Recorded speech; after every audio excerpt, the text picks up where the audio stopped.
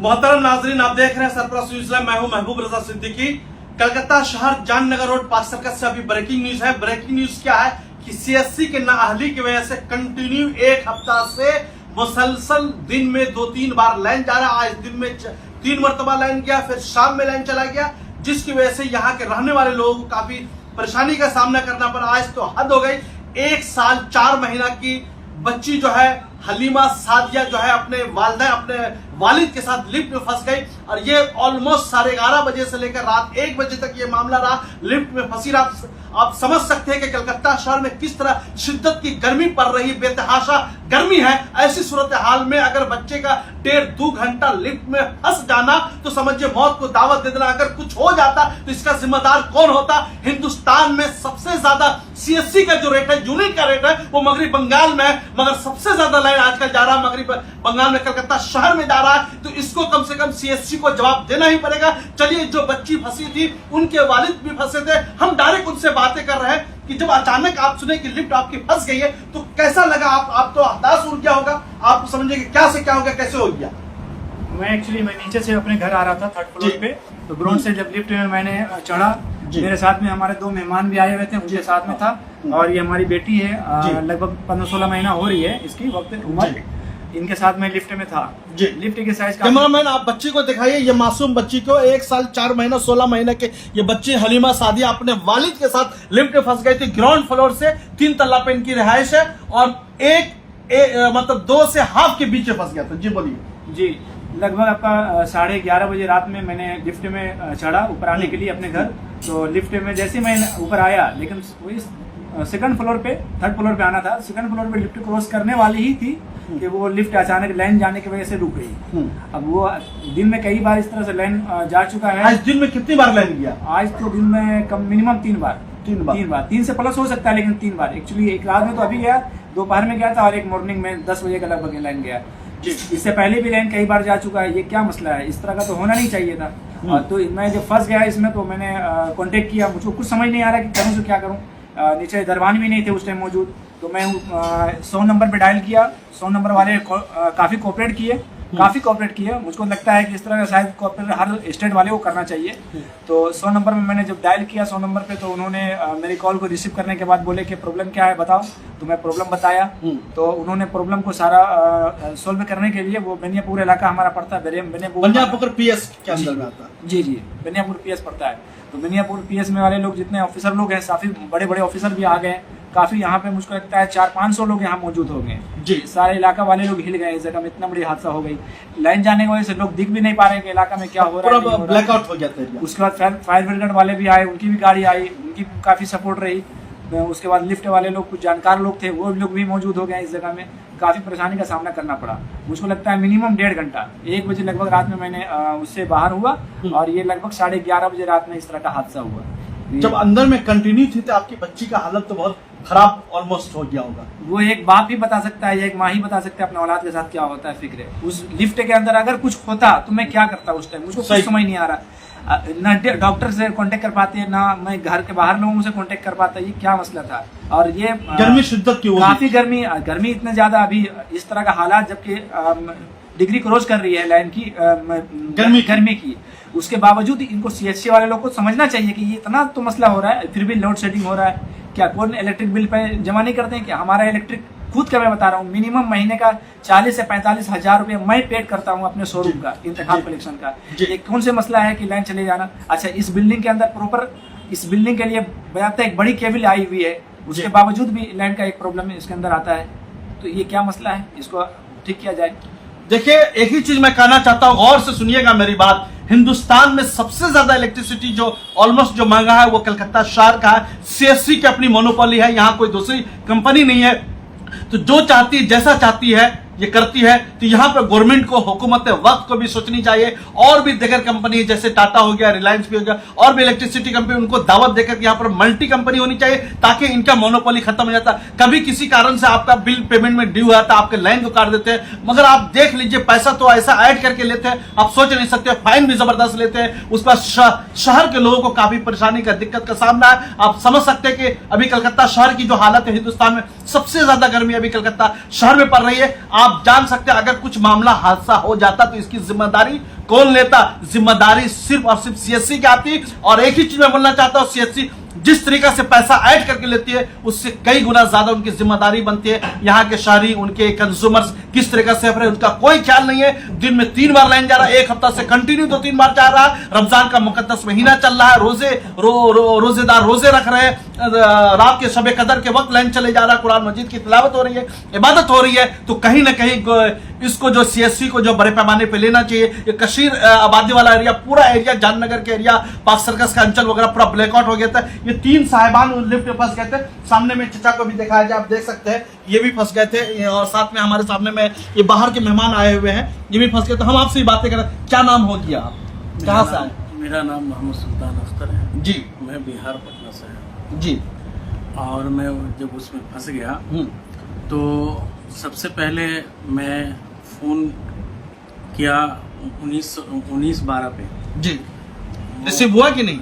Receive नहीं हुआ। वो उस पर जब वो कॉल उठा लेकिन कट गया और बिना किसी बात के वो कट गया। तो आखिर में हम लोग जब ज़्यादा परेशान हो गए तो 100 नंबर पे डायल किया।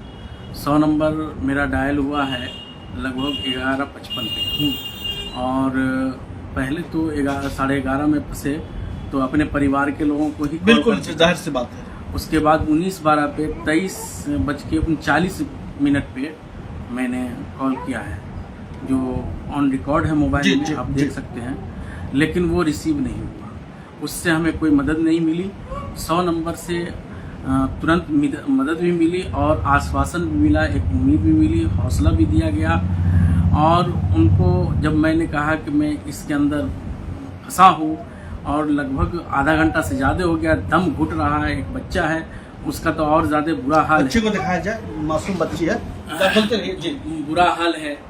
तब वहाँ से लिफ्ट का पूरा लोकेशन मांगा गया। जब लिफ्ट का पूरा लोकेशन मिला, एड्रेस वगैरह, हाँ, तो फिर यहाँ से अंदर से किसी तरह से एक हाथ का पंखा मिला तो कुछ राहत, जान में जान आई। लेकिन लगभग 1.5 घंटा फंसे रहना ये बहुत बड़ी नाकामयाबी है बिजली विभाग की। और बिजली विभाग ऐसा काम करती है जिसका कोई जवाब नहीं है।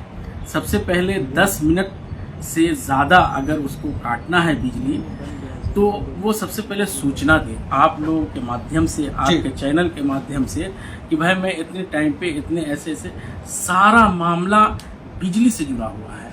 आप पानी से लेकर के जितनी भी जिंदगियां जो वाबिस्ता है सारी की सारी बिजली से जुड़ी हुई है।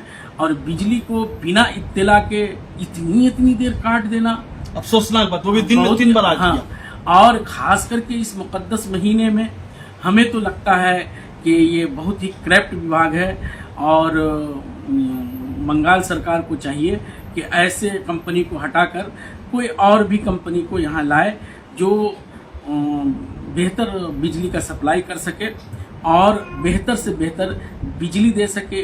इतनी यूनिटें बढ़ा दी गई हैं कि 3 गुना नहीं 10 गुना अब बिल लिया जा रहा है। इतना देर काट दिया जा रहा है।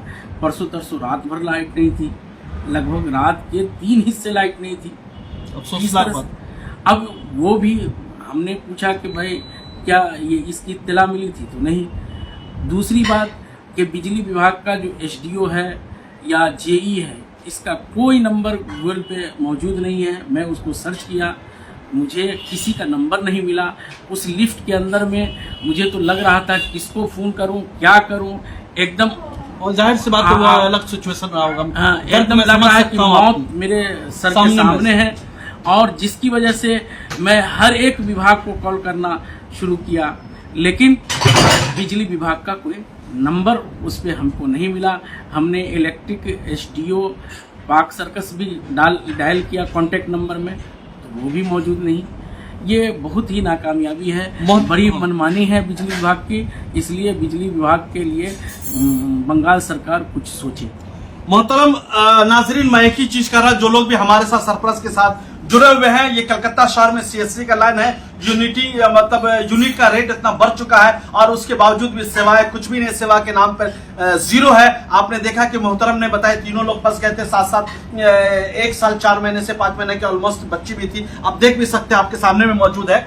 तो कहने का मतलब है कि सीएससी को बार बार फोन किया गया, सीएससी ने कोई रिस्पॉन्स नहीं किया। कोई भी उसका कॉल सेंटर का नंबर जल्दी लगता ना, फोन करके थक जाइए, कोई भी रिस्पॉन्स नहीं है, सिर्फ पैसा लेने के लिए सबसे ज्यादा। अगर कलकत्ता पुलिस की टीम, खासकर बनिया पोखर पुलिस की टीम नहीं आती तो बहुत बड़ा हादसा हो सकता था। हम शुक्रिया अदा करते हैं कि कलकत्ता पुलिस की टीम का कि बर वक्त आकर के उन्होंने सारी जिम्मेदारी लेकर, जो कलकत्ता पुलिस की टीम थी, जो भी अफसरान थे, इन्होंने अपने मौजूदगी में हथौड़ी लेकर के सब लेकर के काम करना शुरू कर दिया, एक्टिव हो गया। फिर फायर ब्रिगेड की टीम आ गई, तो कहीं ना कहीं ये कलकत्ता पुलिस की तारीफ होनी चाहिए, फायर ब्रिगेड वाले की तारीफ होनी चाहिए। फिर वो कटर लेकर के लिप को काट करके दिखाया गया। तो आप देखते रहिए हमारे सरप्राइज न्यूज़। हम एक ही चीज बोलना चाहते हैं कि गवर्नमेंट को चाहिए कि और भी दिगर विभाग को यहाँ पर सीएससी की जगह और भी लेकर के आए, ताकि और भी बहुत अच्छी तरीके से काम हो सके। सीएससी का यूनिट ज्यादा है, गरीब लोग रहते हैं, मजदूर लोग रहते हैं, उनको समझिए उसकी वजह से वो लोग अपनी जिंदगी सही से गुजार नहीं पाते, और जो लोग पैसा दे रहे हैं उन लोग बेचारे सही से लाइन को अवेल नहीं कर पा रहे हैं। तो कहीं ना कहीं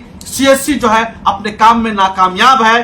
अगर आपके साथ ना इंसाफी सीएससी करता है तो आप हमें कांटेक्ट कीजिए, सरप्राइज के नाज़रीन सरप्राइज को कांटेक्ट कीजिए, हम आपके मसाइल को दिखाएंगे। आप देखते रहिए सरप्राइज कैमरामैन जिशान के साथ। थैंक यू वेरी मच हमारे साथ जुड़ने के लिए। ये एड्रेस है 1/1B जाननगर रोड, कलकत्ता 17 में। ये 4 तल्ला की बिल्डिंग थी। रात में 1.5 घंटा ऑलमोस्ट लोड शेडिंग होने की वजह से एक मासूम बच्ची अपने वालिद के साथ फंस गया था। बहुत अफसोसनाक बात है। अगर आपने अभी तक सरप्राइज न्यूज़ लाइव को सब्सक्राइब नहीं किया तो जरूर कर ले, या आपका अपना चैनल है, अपनी आवाज को दबने मत दीजिएगा।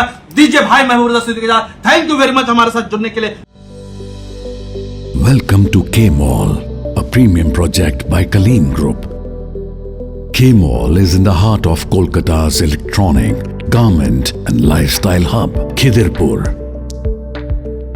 K-Mall, which is designed as a world-class mall, is the outcome of endless effort of our experts, combined with modern superb techniques and new age design. Book now